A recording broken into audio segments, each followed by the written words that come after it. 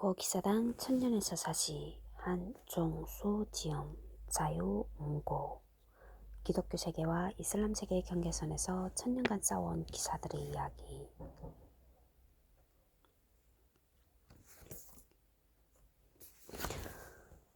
지은이 한종수 서울에서 태어나 고려대학교 중문학과를 졸업하고 롯데관광과 한국토지공사 세종시 도시재생센터에서 근무했다.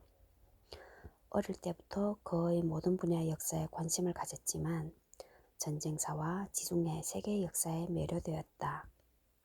가톨릭 신자로 청년 성서 모임을 하면서 가톨릭의 역사에도 많은 관심을 가졌는데 고기사단 천년에서 사시는 새 관심사의 접점에서 탄생한 것이다.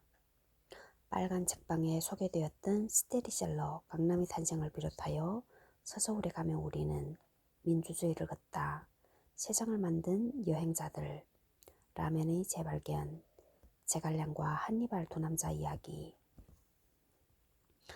2차 대전의 마이너리그, 미 해병대 이야기, 이스라엘 국방군 제7기갑여단사 등 다양한 분야의 책을 내놓았다. 역서로는 황관 이야기, 영락제 화해 질서의 완성, 제국은 어떻게 망가지는가가 있다.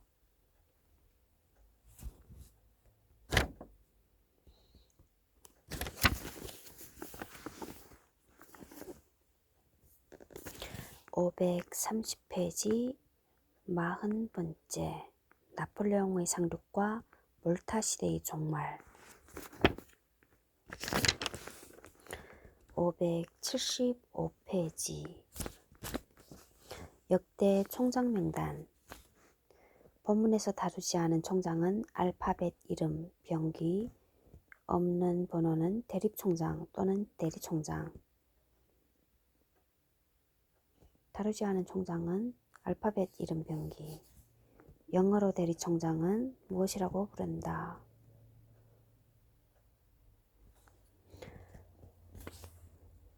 1. 재임기간, 이름, 국적비고. 1. 1113년부터 1120년까지 제라르도, 프랑스 복자. 2. 1120년부터 1160년까지 레이몽 듀퓨, 프랑스 최장 재직. 3. 1160년부터 1162년까지 아우게드 발본, 프랑스. 4. 1162년 아르노드 콤프, 프랑스. 5. 1162년부터 1170년까지 길베르 다사리, 프랑스 첫 번째로 사임. 6. 1170년부터 1172년까지 카스트 드 무로, 프랑스. 7. 1172년부터 1177년까지 시리아의 조베르, 프랑스. 8. 1177년부터 1187년까지 로제스 물랭, 프랑스. 크레송 전투에서 전자. 9. 1188년부터 1190년까지 아르망고드 아스파, 프랑스. 10. 1190년부터 1192년까지 가르니에드 나블루스, 프랑스. 아르수프 전투에서 결정적인 역할을 함. 11. 1192년부터 1202년까지 고프리드 donjon, 프랑스. 12. 1202년부터 1206년까지 알폰소 드 포르투갈 왕자 출신. 13. 1206년부터 1207년까지 지오프리레 라트, 프랑스. 14. 1207년부터 1228년까지 가랑드 몬타규, 프랑스. 15. 1228년부터 1231년까지 베르나르드 서시, 프랑스. 16. 1231년부터 1236년까지 고에린 레브른, 프랑스. 17. 1236년부터 1239년까지 베르나르드 콤프, 프랑스. 18. 1239년부터 1942년까지 피에르 드 비엘, 프랑스. 19. 1242년부터 1258년까지 기욤 드 샤토뉴, 프랑스. 라포비 전투에서 포로가 됨.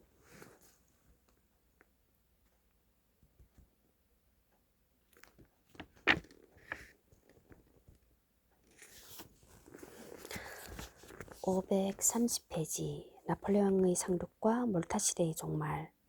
폼페슈는 1744년에 바이에른에서 태어났는데 14세에 기사단에 입단하여 폰세카 총장의 시종을 하다가 주오스트리아 대사, 독일 언어구장 등을 거친 노련한 외교관이었다. 하지만 군사 경험이 거의 없었고 전략적인 사고가 결여된 인물로 이런 시대에는 전혀 맞지 않았다. 더구나 루앙 총장과는 달리 총장으로의 특권만 탐하는 소인배이기까지 하였다.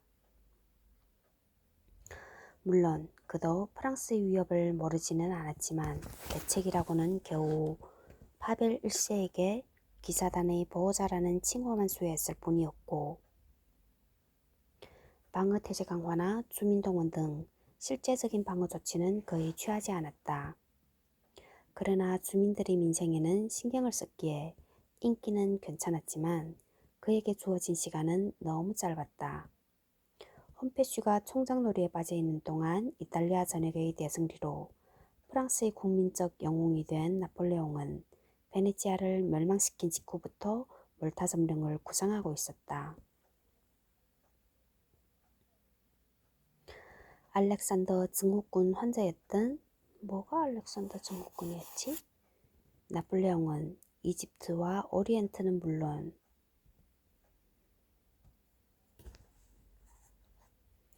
영국령 인도까지 정복할 야망을 품고 있었던 것이다. 알렉산더처럼 그래 정복을 하기 좋아한다는 뜻인가? 그런 것 같다. 혁명정부를 이끄는 통령들은 그의 인기를 부담스러워했기에 이에 찬성하였다. 작전 계획을 짜기 시작한 나폴레옹은 중간 기착지이자 교두보로 몰타 점령을 원하였다. 통령정부는 몰타 점령에 아주 소극적이었지만 외무장관 샤를 모리스 탈레랑의 분위기를 완전히 바꾸어 버렸다. 몰타를 점령하면 왜 안 됩니까? 발레타의 기사는 400명밖에 안 되고 병사는 500명에 불과합니다. 10만의 주민들은 가난에 시달리고 있고 기사단의 통치를 혐오하고 있습니다.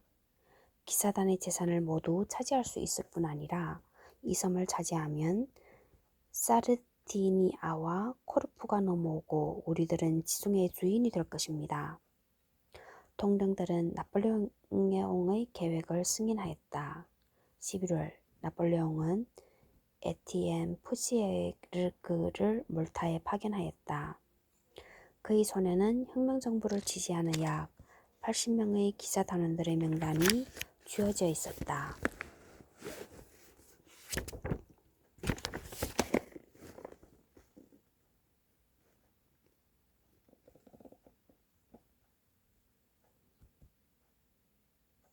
그를 도와준 인물 중 한 사람은 유명한 지질학자 데오다트드 돌로미오였다. 1768년 18세 때 기사단에 입단하였고 항해 도중 이탈리아에서 동료와 결투를 하다가 살인을 저질렀는데 교황청과 프랑스 왕실의 도움으로 사면되었다. 1778년 낸 정식 기사가 그리고 지질학을 배워 같은 해 과학 아카데미 회원이 되기에 이른다. 하지만 수뇌부와 계속 갈등을 빚어 몰타를 떠나야 했다.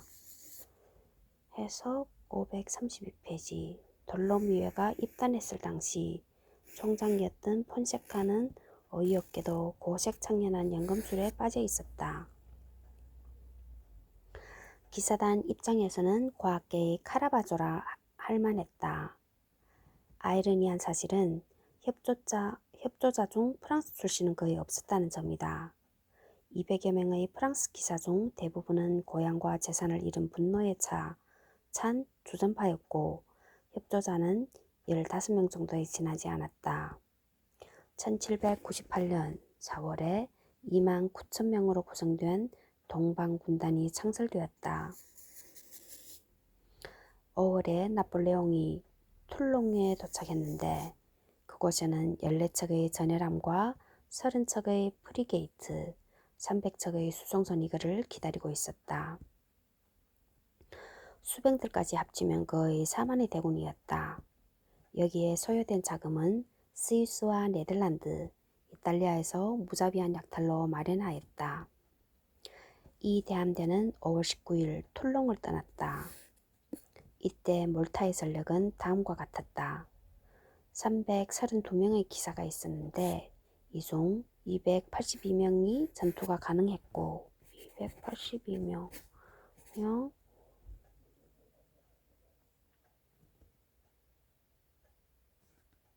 또 거꾸로 쓰니까 잘 안되네. 282 5 52명이 전투를 할 수 없네. 병사는 약 6,000명이었다. 기사가 전투할 수 있는 기사가 282명에 병사는 6,000명. 탈레랑이 말한 숫자의 10배가 넘었다. 그 외에도 4,000명의 민병을 동원할 수 있었는데 당시 몰타 인구는 10만 5천 명이었다. 하지만 주민들은 233년 전의 그들이 아니었다. 주민들은 한물간 기사단의 통치에 지쳐 있었고 프랑스의 침공 가능성이 높다는 사실도 알고 있었다. 하지만 그들 입장에서는 같은 프랑스인들일 뿐이었다.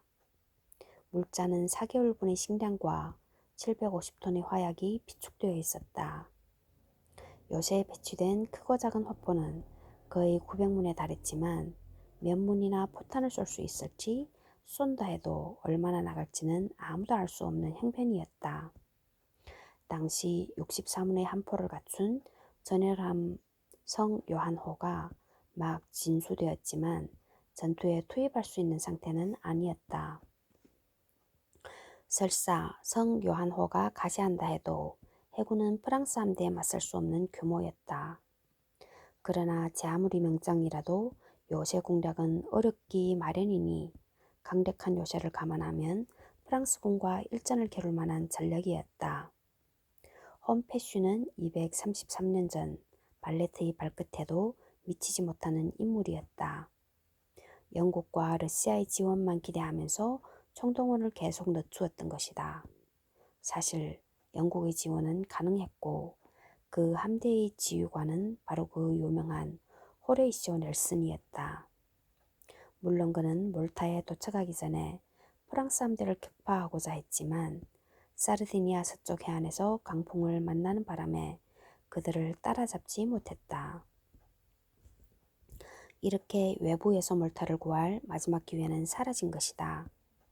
6월 4일 독일 지부장의 서신이 발레타에 도착하였다.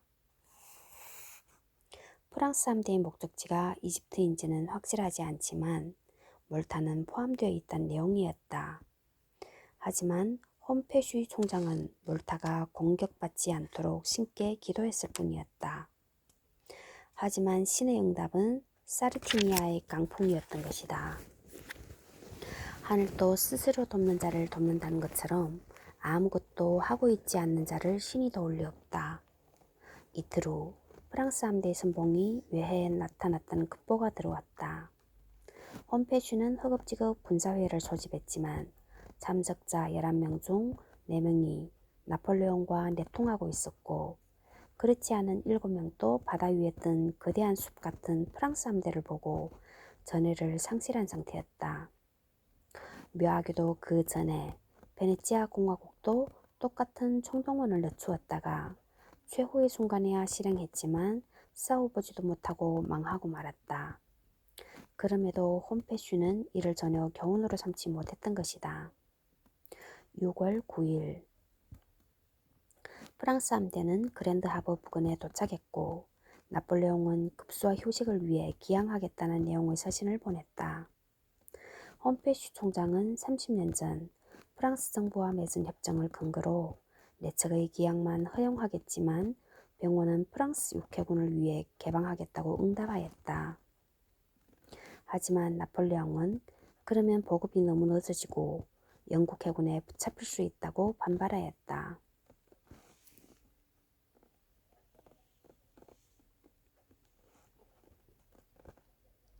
다음 날 정오 나폴레옹은 1만 5천 병력을 성 바오로만 등 11개 지점에 동시에 상륙시켰다. 스페인은 1796년까지는 적국이었지만 그때 이후에는 프랑스의 동맹국으로 돌아섰기에 해안을 지키던 스페인 기사들과 군인들은 전혀 저지하지 않았다. 또한 내통하고 있던 중진들은 같은 그리스도교도라는 이유로 저항하지 말라고 지시하였다. 군사 경력이 거의 없었던 데다가 취임한 지 1년밖에 안 된 홈페슈는 이런 상황을 저지할 힘이 없었다. 만약 이때 몇 개의 요새라도 저항했다면 나폴레옹은 지구전을 피하기 힘들었을 것이고 이집트 원정에 방해가 되었을 것이다.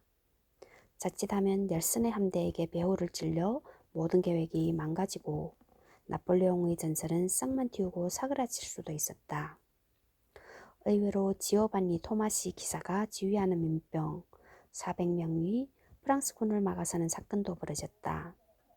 하지만 이런 돌출 상황이 대세를 뒤집을 수는 없었다. 10일 저녁에는 생리아 반도가 프랑스군의 손에 넘어갔다. 11일 새벽 몰타에 도착 귀족들이 홈페슈 총장을 만나 나폴레옹과 협상을 하라고 강권하였다. 반대로 군사령관은 홈페슈 총장 앞에 무릎을 꿇고 영국 함대가 올 때까지만 버틴 다음에 나폴레옹과 회담을 해도 늦지 않다고 호소하였다. 6월 11일 저녁 6시 돌로뮤의 중재로 일시적으로 정전을 하고 총장의 사절단이 나폴레옹의 기함에 도착하였다. 그들의 임무는 물론 최대한 유리한 조건을 이끌어내는 것이었다. 나라가 멸망하는 이유는 마지막 지도자의 무능함 때문만은 아니다. 하지만 마지막 지도자는 대부분 무능하기 마련이다. 구호기사단 역시 예외가 아니었는데 홈페슈는 사절단조차 잘못 선정하고 말았다. 스페인 언어구장인 펠리페 데 아마트, 재무부장 보스레돈 란지자가 사절단을 이끌고 있었는데 둘 다 토항파였다. 결국 이들은 사실상 무조건 항복이나 다름없는 협정을 맺고 발레타로 돌아왔다. 홈페슈 총장은 멍하니 이를 받아들일 수밖에 없었다. 나폴레옹은 다음 날인 6월 13일 발레타에 상륙하고 6일 동안 섬에 머물렀다. 그 사이 프랑스군은 섬 전체와 요새를 장악하였다. 겨우 3명의 전사자만 대가로 치른 그들의 전리품은 엄청났다. 무기만 쳐도 창고에 있는 것들까지 합쳐 1,200문의 포, 4만정의 화승총, 2척의 전열함, 1척의 프리게이트 및 4척의 갤리선이었다. 기사단이 소유한 병원의 은식기, 재단을 덮은 중국제 비단, 청동과 상하조각, 보석이 달린 성물상자 등 엄청난 보물들이 모조리 프랑스군의 차지가 되어 이집트 원정의 군자금이 되었다. 공식적으로 계산된 가치만도 700만 프랑에 달했는데 아마 비공식적으로 챙긴 것이 그 절반은 되었을 것이다. 펠리페 2세가 발레트에게 보낸 단금이 프랑스 차지가 된 것도 이때의 약탈 때문이었다. 많은 역사가들이 나폴레옹의 몰타 공격은 배후의 안전을 확보하는 것보다 약탈에 있었다고 보고 있을 정도였다. 6월 17일 홈페슈 총장과 대부분의 기사들은 세례자 요한의 오른팔과 진짜 십자가의 파편 등 성물과 일부 소유물만 가지고 섬을 떠나야 했다. 이렇게 로도스보다 더 길었던 268년에 걸친 기사단의 몰타 시대는 허망하게 막을 내렸다. 그럼에도 기사단의 몰타 통치는 성공적이었다는 것이 중평이다. 268년 전 그들이 이 섬에 도착했을 때에는 1만 5천 명의 헐벗은 주민들이 이슬람 해적에게 거의 무방비 상태로 노출된 채 힘겹게 살았지만 훌륭한 방어시설과 항구, 병원, 관계시설 등 인프라를 남겨두었고 인구가 무려 7배인 10만 명으로 늘었다는 것이 좋은 증거다. 기사단이 없었다면 몰타로 그렇게 많은 관광객들이 올 리도 없었으니 남들이 해적이라 욕을 해도 몰타인들에게 기사단 집에 268년은 황금기였던 것이다. 몰타에서 268년.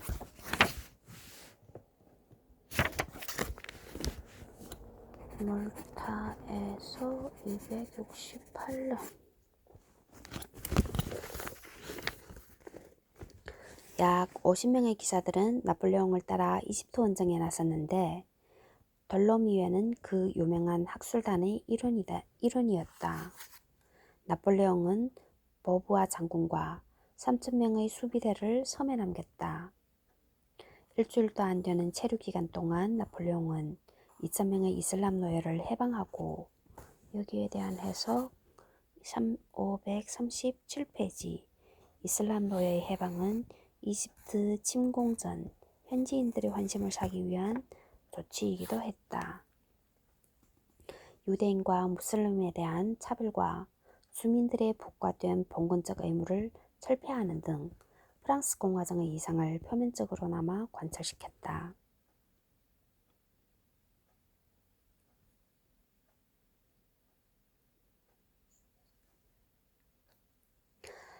명의 그리마는 1797년에 은퇴하여 1798년 8월 25일에 사망하였다.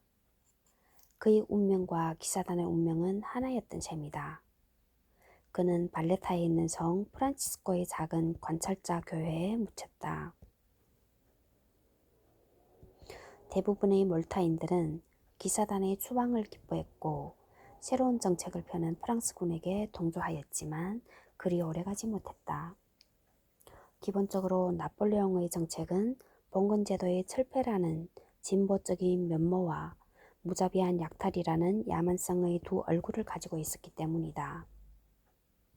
프랑스군은 그토록 많은 보물을 챙겼음에도 기사단의 부채 지불을 거부하고 새로운 세금을 물렸다.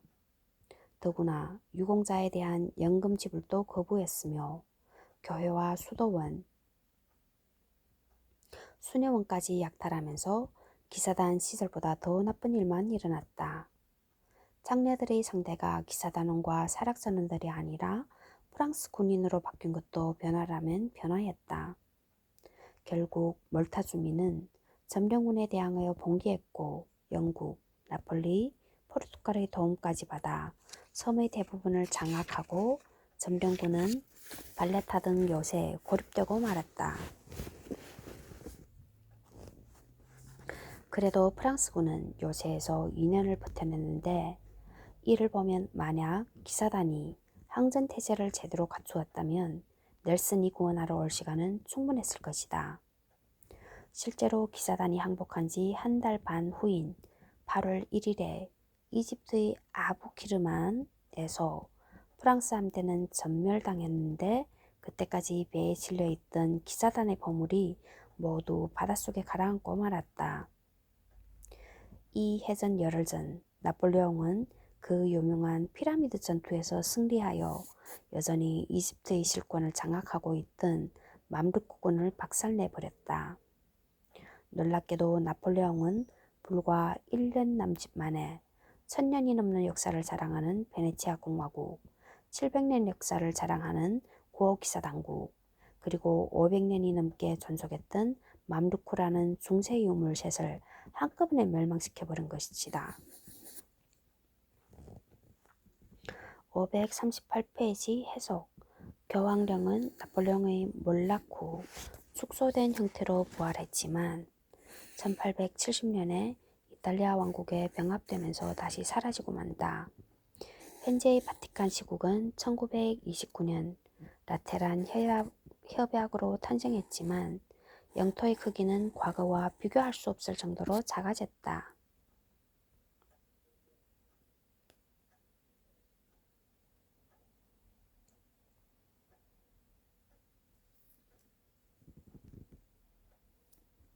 그리고 8년 후에는 실속은 없었다고 하지만 해야 되지. 없었다고 하지만 무려 1000년간 유지되었던 신성 로마 제국까지 문을 닫게 만들었다. 베네치아 공화국을 멸망시킬 때 나폴레옹은 이런 말을 했다고 한다.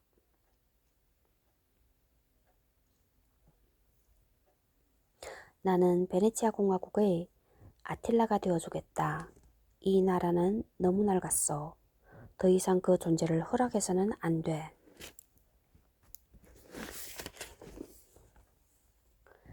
이런 의미에서 나폴레옹은 진정한 근대를 시작한 위인이었다. 하지만 아틸라답게 몰타에 의해서 보았듯이 약탈로 전쟁을 계속할 수밖에 없는 중세적 인물이기도 하였다. 그가 유럽을 제패했음에도 결국 산업혁명 중인 섬나라 영국에 패할 수밖에 없었던 이유도 여기에 있었다. 어쨌든 그 거대한 오스만 제국을 상대로 몇백 년 동안이나 잘 싸웠던 두 나라가 너무도 허망하게, 그것도 한 인물에게 한 해 차이로 멸망당한 것은 아쉽기 그지없는 일이다. 이렇게 기사단은 정든 몰타를 읽고 세 번째 방랑을 할 수밖에 없었다. 이제 영토 없는 국가가 된 그들의 세 번째 방랑 이야기가 이어진다.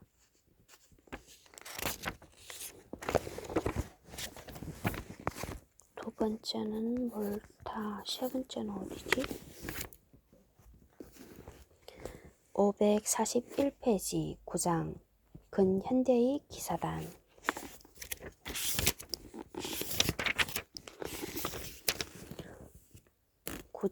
근현대의 기사단 541페이지 세 번째 방랑 새 총장 파벨 1세 두 번의 기회를 날리다. 541페이지 재기에 실패한 기사단. 547페이지 변신하는 기사단 그리고 로마 정착. 552페이지 세계로 뻗어나가는 기사단. 555페이지 양차 대전 시기의 기사단. 558페이지 20세기 후반의 기사단. 561페이지 현재의 기사단. 568페이지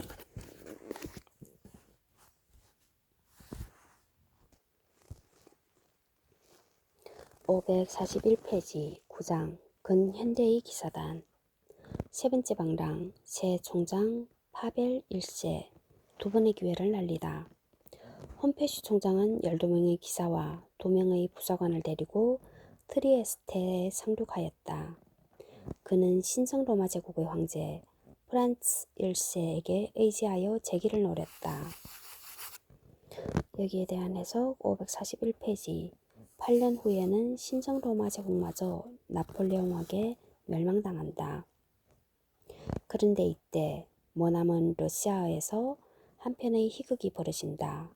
러시아 지부는 어처구니 없는 몰타 상실 소식을 전달받자 홈페슈는 매국노에 불과하며 나폴레옹과의 협정은 무효라고 선언하면서 파벨 1세를 새로운 총장으로 추대하였다. 앞서 이야기했듯이 파벨 1세가 고호기사단 숭배자였기 때문인데 누가 보아도 700년 가까운 고호기사단 역사에서 전례가 없는 사건이었다. 독일과 스페인 어느 구의 기사들은 홈페슈에게 충성을 맹세했고 상트페테르부르크에서 온 사자들은 수방되었다. 그러자 파벨 1세는 총장이 되기 위해 기사단에게 영지를 내리고 돈을 부리는 물량 공세를 서슴지 않았다. 마침 기사단의 뒷배인 바이에른 공칼 테오도르가 1799년 세상을 떠나고 막시밀리안 1세가 즉위했는데 그는 국내의 기사단 재산을 몰수하는 조치를 취했다. 그러자 파벨 1세는 5만 대군을 동원해가며 바이에른에 압력을 넣어 이 조치를 취소시켰다. 또한 합스부르크 왕조의 방어를 약속하는 대신 프란츠 1세에게 자신의 총장 취임을 추인해 주도록 요구하였다. 상황이 이렇게 돌아가자 프란츠 1세도 홈페슈의 사퇴를 지지할 수밖에 없었다.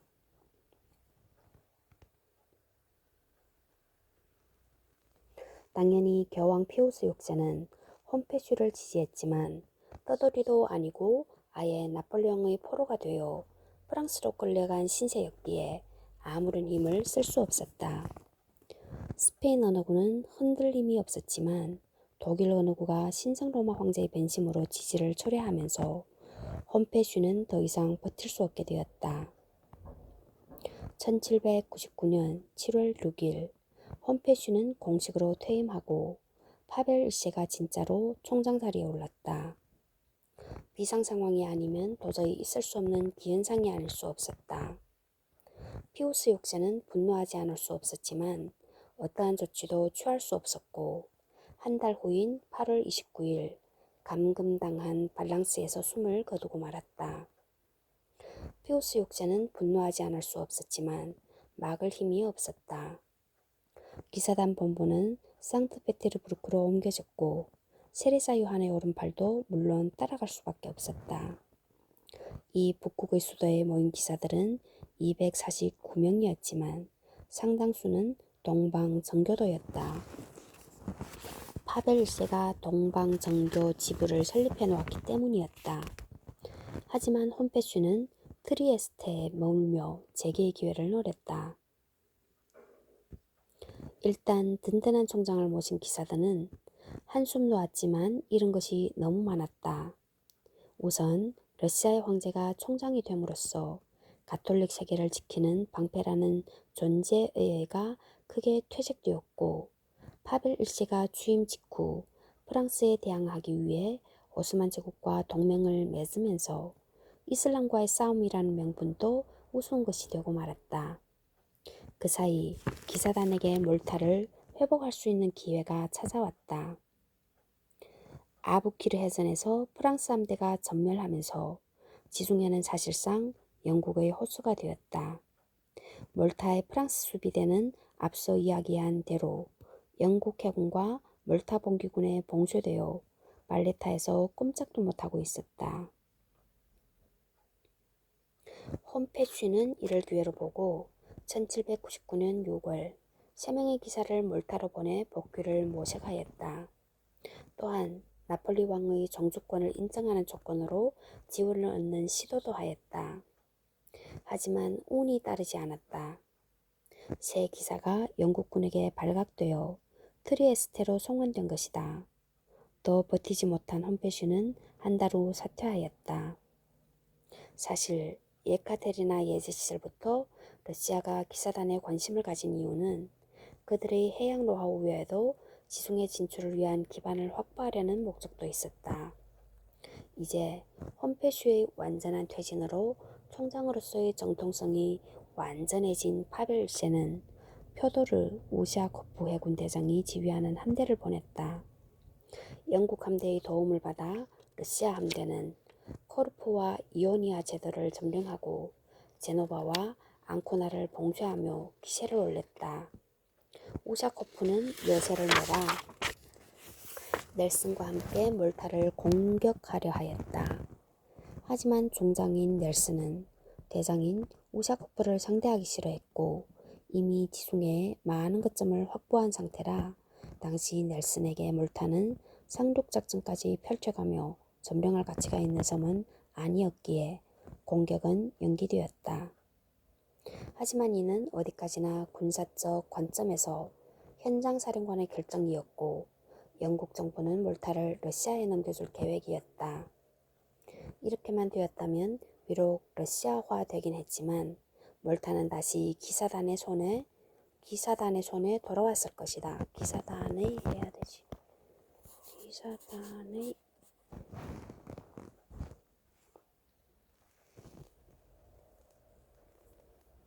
그런데 그해 11월 파벨 1세는 갑자기 제1통령이 된 나폴레옹과 강화를 맺는 놀라운 변덕을 보여주고 말았다. 여기에 대한 해석, 일부에서는 반대로 영국이 몰타섬의 러시아 양도를 거절하여 러시아가 동맹에서 이탈했다는 주장을 하고 있다. 어느 쪽이 사실이건 파벨 1세가 정신병을 앓고 있었다는 것은 정설이다. 1800년 우샤코프의 함대는 상트페테르부르크로 돌아갔다. 분노한 영국은 기존의 정책을 바꾸었다.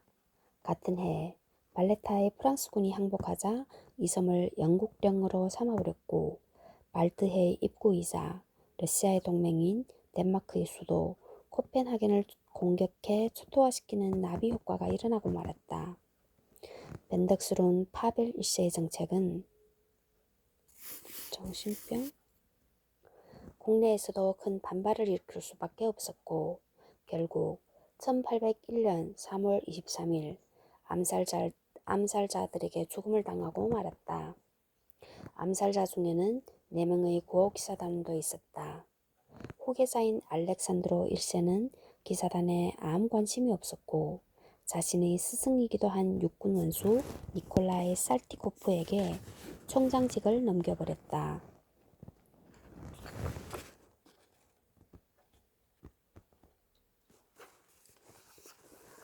이렇게 유일한 상관인 교황의 뜻을 어겨가며 초대한 파벨 1세 총장 시대는 기사단에게 악몽으로 남았다.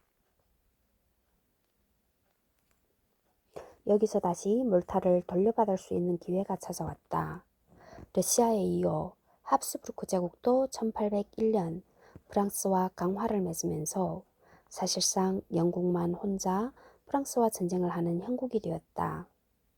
결국 양국은 1802년 3월 아미행에서 평화조약을 맺었다. 이 조항 중에 영국군의 몰타 철수와 중립화 그리고 몰타 기사단의 주권 인정이 포함되어 있었다. 기사단은 복귀 준비를 하면서 몰타 주민들의 마음을 돌리기 위해 대대적인 조직 정비를 하였다. 유명무실했던 영국 언어구를 폐지하고 오베르뇨와 프로방스 언어구를 프랑스 언어구로 합치며 몰타 언어구를 신설하는 내용이었다. 그리고 지분도 다른 언어구와 몰타 언어구를 1대1로 하는 파격적인 조항도 포함되어 있었다. 그러나 총장 선출이 문제였다. 결국 교황청이 나설 수밖에 없었고 1800년에 즉위한 피우스 7세가 1802년 9월 로마 출신 기사 바르톨로메오 루스폴리를 지명했지만 본인이 거절하면서 성사되지 못했다.